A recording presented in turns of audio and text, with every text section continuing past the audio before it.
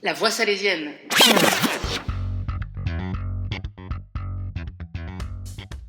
Le podcast préféré de Don Bosco et Marido. Bienvenue à tous dans La Voix salésienne, le podcast qui vient parler d'éducation et de pédagogie sous le regard de Don Bosco et Marie-Dominique Mazzarello. Pour ce nouvel épisode, comme vous le savez, nous partons encore une fois à la découverte d'un mot-clé de la pédagogie salésienne. Aujourd'hui, nous allons creuser le mot-clé de l'alliance, et pour cela, nous recevons Sœur Amélie Darras. Mais avant, nous allons essayer de comprendre ce qu'était l'alliance pour Don Bosco et Marie-Dominique Mazzarello. Sans ton aide, je ne peux rien faire. Voilà ce que Don Bosco ne cessait de répéter aux jeunes qui l'accompagnaient. J'ai besoin de toi. Pour Don Bosco, pour Marie-Dominique, le jeune n'est pas seulement un destinataire, mais également un partenaire de l'action éducative. Le premier partenaire. Le terme d'alliance conjugue amour et loi et conduit l'éducateur à se positionner dans un rapport de juste distance et de juste proximité avec le jeune. Conjuguer amour et loi, c'est savoir faire passer le message « si je te dis non, c'est parce que je t'aime ». En fait, si j'en avais rien à faire de toi, je te laisserais faire tout ce que tu veux. Si je pose des limites, si je me bats avec toi pour poser des limites, c'est parce que je me soucie de toi, que je veux prendre soin de toi. Sans toi, je ne peux rien faire.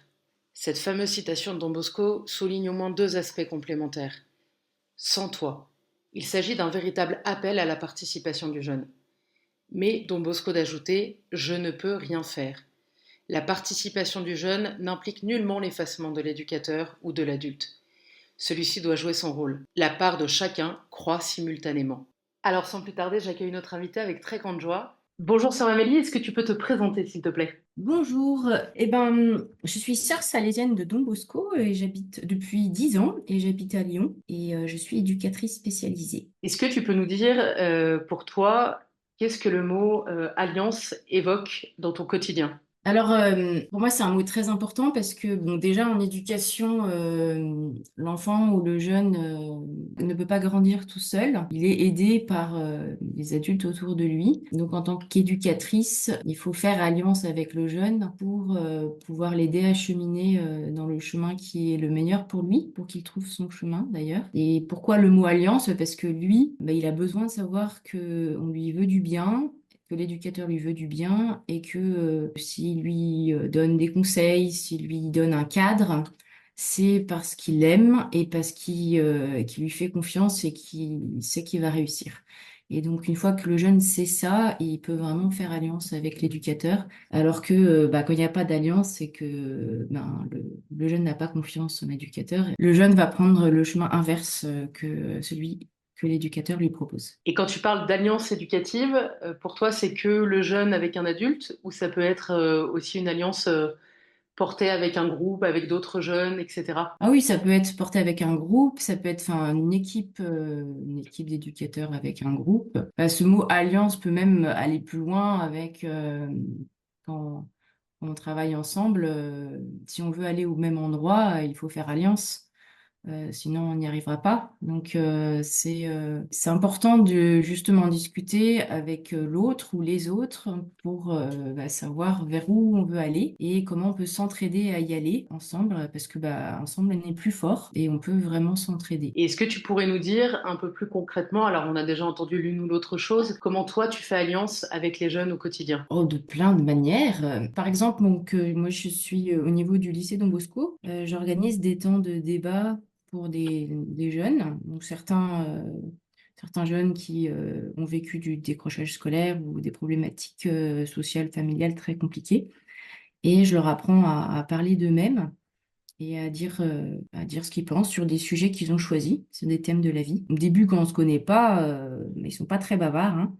Et c'est que petit à petit, en ayant fait des jeux ensemble, en ayant discuté sur des choses plus légères, en ayant partagé des moments aussi informels, que le jeune va pouvoir plus s'ouvrir, se livrer sur ses difficultés et du coup avoir confiance et répondre un peu aux attentes de l'éducateur. Donc moi, voilà, je leur demande je leur dis, vous n'êtes pas obligé de parler pendant les débats. Et c'est sûr que c'est mieux si vous parlez. Et en fait, je me rends compte que petit à petit, la parole se libère et que l'alliance se construit.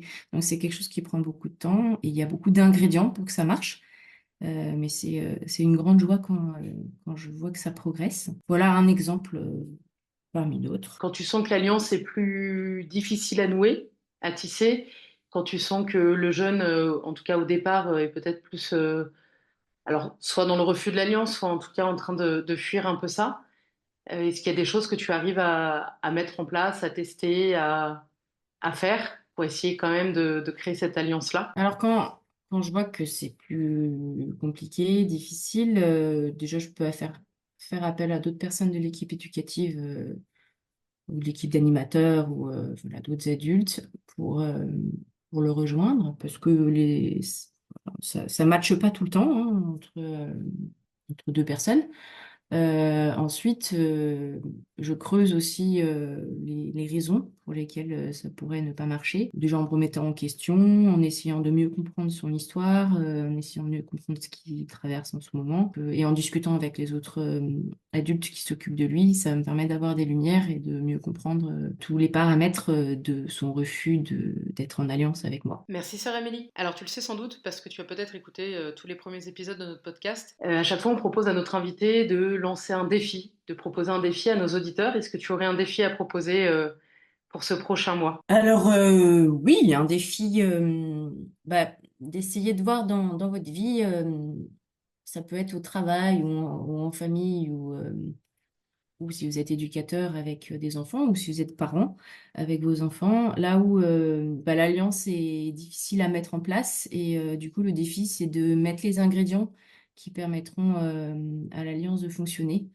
Et donc, dans ces ingrédients, ce que j'ai dit, c'est la confiance, le fait que l'autre se sente aimé, qu'il sente qu'on lui veut du bien, et le fait de discuter ensemble sur les objectifs du chemin. Merci sœur Amélie, ça rejoint beaucoup ce que nous avait partagé Simon-Pierre Escudero sur la question de la réussite et sur le fait de réussir à valoriser l'autre, donc de nommer à l'autre là où il est en réussite, pour que dans les moments peut-être plus difficiles, cette réussite déjà nommée puisse faire office de un peu d'arrière-fond pour continuer à construire la relation. Merci à toi pour ces ingrédients Avec plaisir. et puis à très bientôt. À très bientôt. Merci, Sœur Anne-Flore. Alors maintenant vous le savez bien, retrouvez-nous tous les mois sur Spotify ou sur YouTube pour votre épisode court autour des 12 mots-clés de la pédagogie salésienne. Et enfin, une fois par trimestre pour un format plus long qui permettra plus d'échanges et de débats.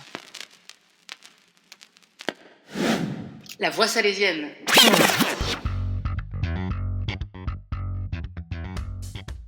Le podcast préféré de Don Bosco et Marido.